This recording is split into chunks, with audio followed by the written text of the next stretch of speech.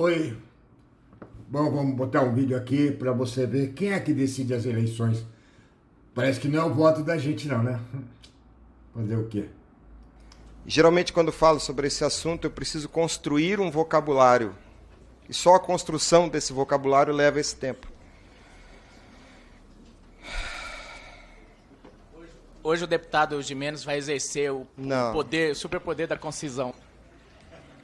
Eu quero esclarecer isso aqui porque eu tenho sido perseguido no meu estado, massacrado, porque ajo aqui como cidadão. Aqui está escrito, eu sou procurador do estado de Mato Grosso do Sul, para que os senhores saibam que eu sou um profissional do direito, alguém que está há 30 anos trabalhando com direito público, estudando direito público e a hermenêutica constitucional.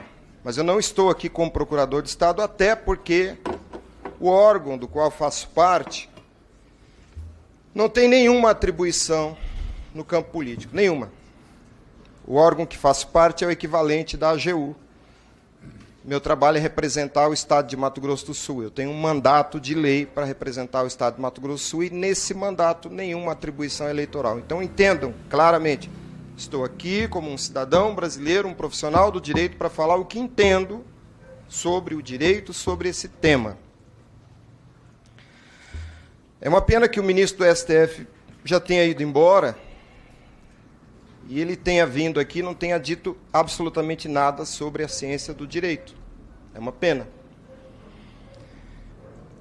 E eu quero dizer aos senhores, por que há 28 anos este Congresso e o povo brasileiro, quando trata desse assunto, discute informática, discute matemática, probabilidades. Esse assunto não é da matemática, não é da informática. As proposições racionais a respeito desse assunto estão na ciência do direito. Democracia, cidadania, voto, princípio constitucional da publicidade, as cláusulas pétreas, tudo isso é matéria da ciência do direito. Não é da informática, não é da medicina, não é da engenharia. Eu admiro muito o professor Amilcar, professor Pedro Rezende, que está aqui em algum lugar, mestre Oda. Se os senhores sentarem para conversar com esse homem sobre matemática, os senhores ficarão impressionados com o conhecimento dele. Mas o Estado não se constitui dessa disciplina, o Estado está na ciência do direito. E o que os ministros do STF tratam, ao repelir o que os senhores fazem nessa casa, tratam por meio de falácias jurídicas. Se as proposições que orientam o trabalho dessa casa são orientadas pela matemática e pela informática, é muito fácil para eles refutarem o que os senhores fazem aqui. E por que eles insistem em manter o sistema desse jeito? Porque são eles que controlam a eleição. A eleição é um processo, o sufrágio é um processo. O ministro acabou de falar aqui e deu a entender a velha falácia de que sufrágio e voto são a mesma coisa. Pelo amor de Deus, sufrágio é algo totalmente diferente de voto. Sufrágio não é voto. Sufrágio não é direito ao voto. Sufrágio é um processo. Busquem a origem, o étimo dessa palavra e vocês entenderão. Voto é compromisso. Sufrágio é uma expressão metafórica que remete a uma decisão tomada debaixo da autoridade do fragor. A raiz dessa palavra é frangere. Colisão de partes. E que partes? Os votos. Saiam dessa prisão, essa falácia do espantalho. Tudo que vejo aqui nos corredores, nos projetos, sempre é informática. E a maioria não conhece nem mesmo a informática. A guerra é cultural, principalmente semântica.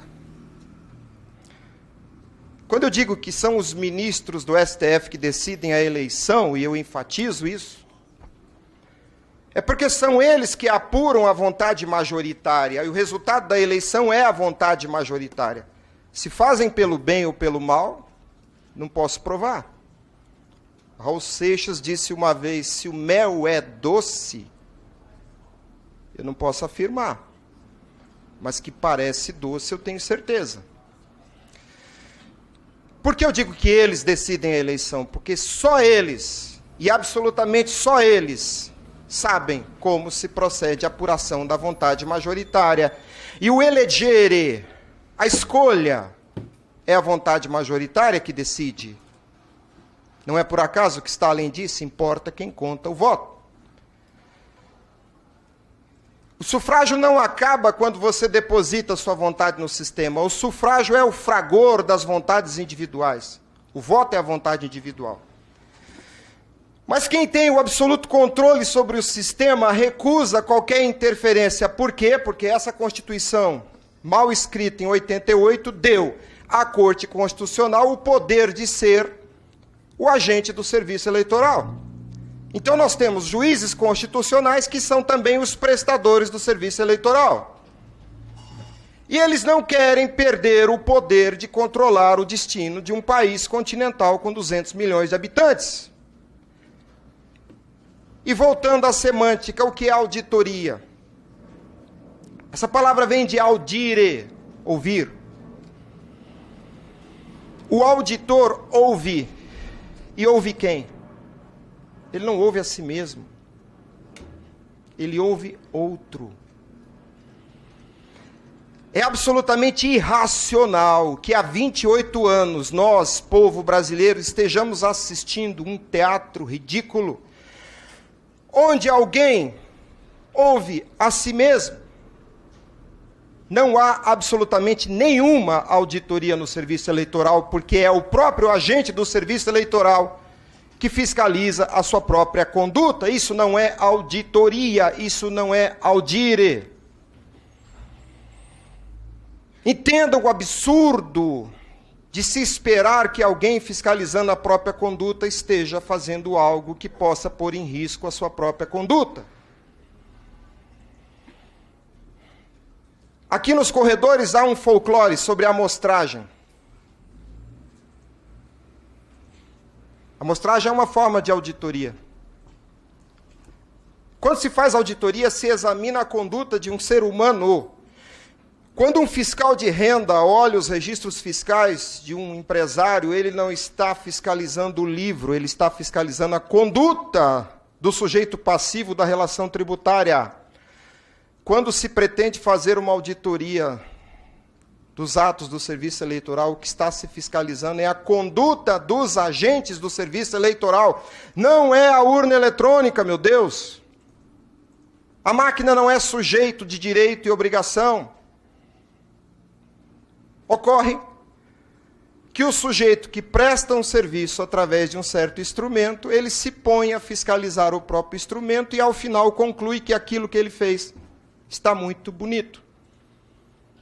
Quem propõe a amostragem abre uma porta gigantesca para que isso continue a ser assim.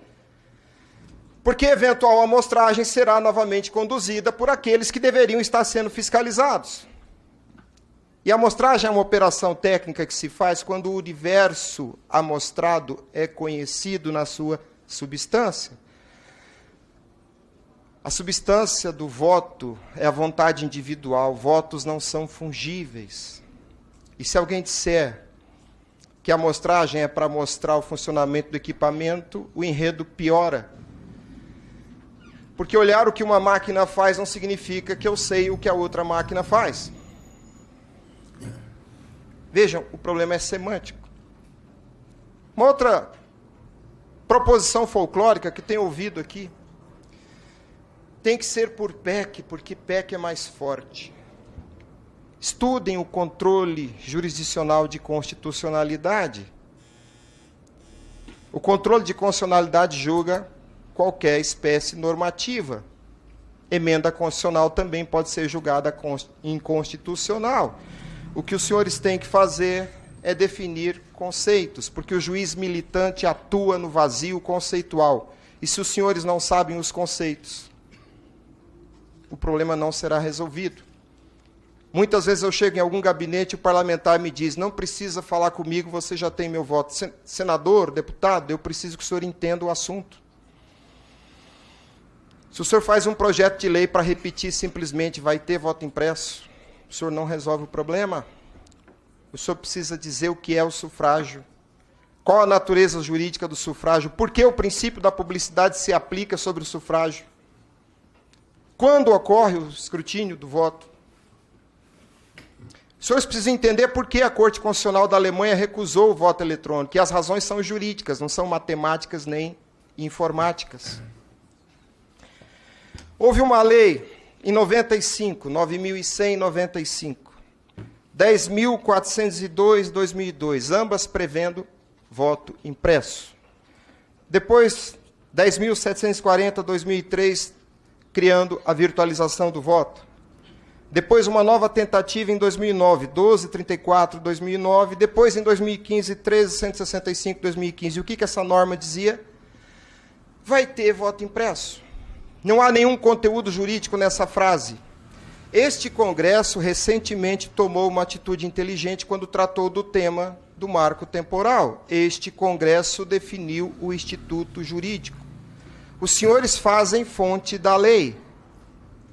Os senhores é que têm o mandato, a investidura política para dizer o que é o instituto jurídico.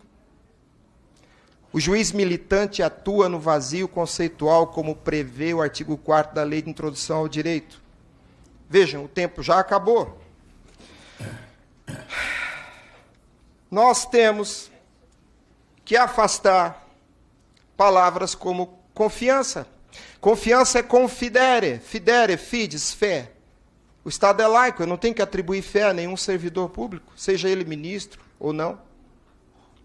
A rigidez do ato do agente público só se dá se houver cumprimento aos princípios.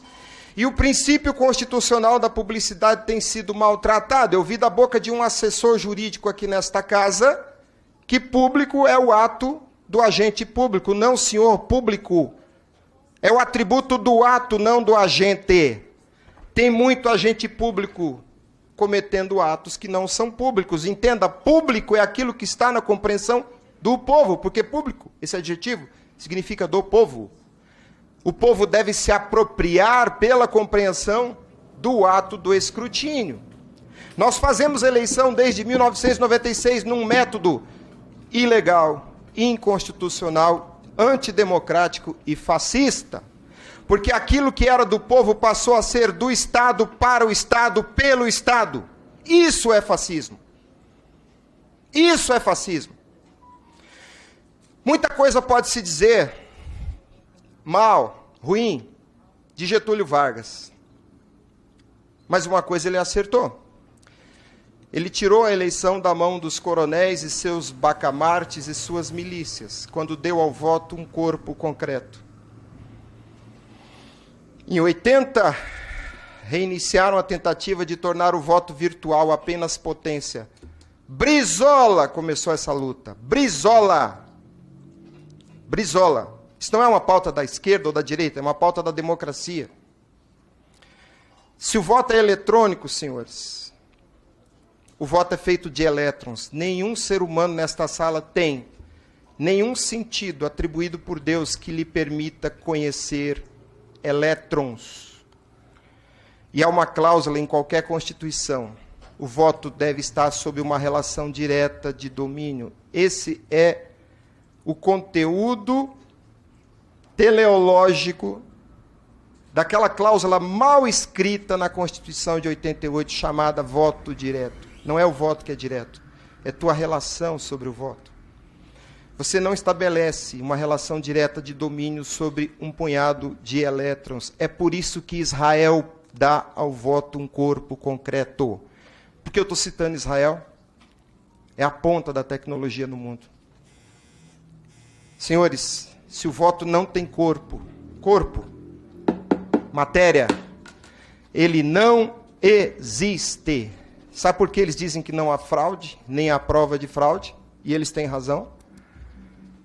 Porque o próprio voto não existe nesse sistema. Não dá para falar isso aqui em 10 minutos. Isso aqui é uma aula de 5. horas sobre semiótica, semântica, etimologia, hermenêutica constitucional.